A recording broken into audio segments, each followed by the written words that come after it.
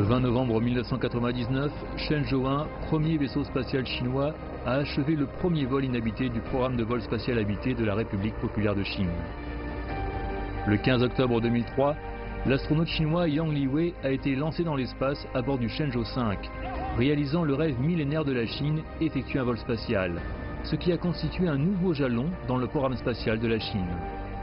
Le 27 septembre 2008, l'astronaute Zhai Zhegang a quitté la cabine de Shenzhou 7 et a réalisé la première sortie historique d'un Chinois dans l'espace.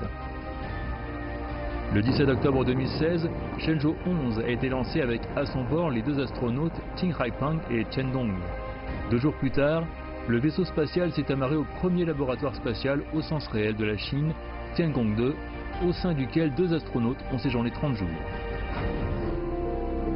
Derrière chaque mission du programme Shenzhou se cachent d'innombrables héros inconnus, dont la plupart sont issus de l'Académie chinoise de technologie spatiale. Parmi eux, Zhang Painan, le concepteur en chef du système de vaisseau spatial habité, s'est consacré au développement des vaisseaux spatiaux chinois pendant une trentaine d'années.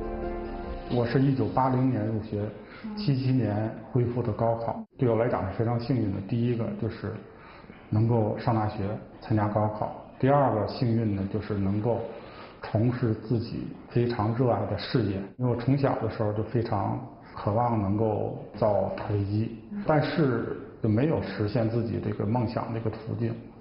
还好77年开始恢复高考。 À cette époque-là, le programme spatial habité chinois ne faisait que débuter. Même si le premier satellite artificiel chinois, Dongfangfeng 1, a été lancé en 1970 et a été suivi par d'autres réalisations, le vol spatial habité était encore un objectif difficilement atteignable pour la Chine. 咱们现在所在的这个地方叫长江岭航天城，就是载人航天立项以后决定建设的。中国搞飞船的时候，确实很多基础条件都不具备。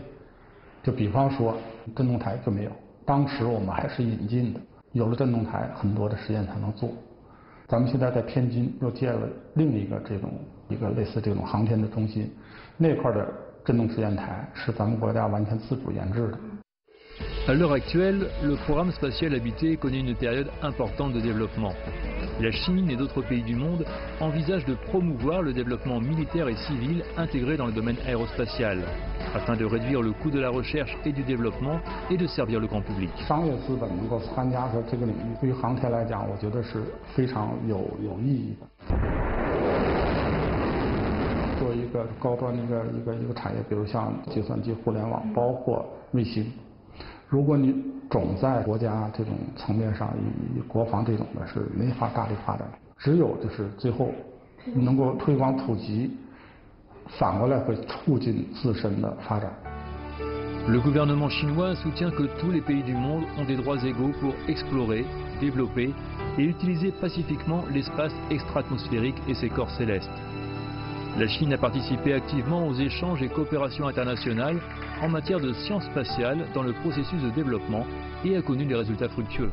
改革开放以后，其实五院当时第一个就是中国和巴西联合研制的资源卫星，从这个中国和巴西合作开展这个资源卫星研制开始，现在我们就逐步到了就可以整性出口，包括很多的国际合作。但是我觉得就这个还空间还非常大。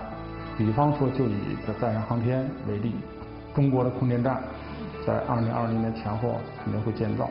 中国的空间站，咱们定位是国家的太空实验室，它实际是承担了很多这种科学研究这方面的任务。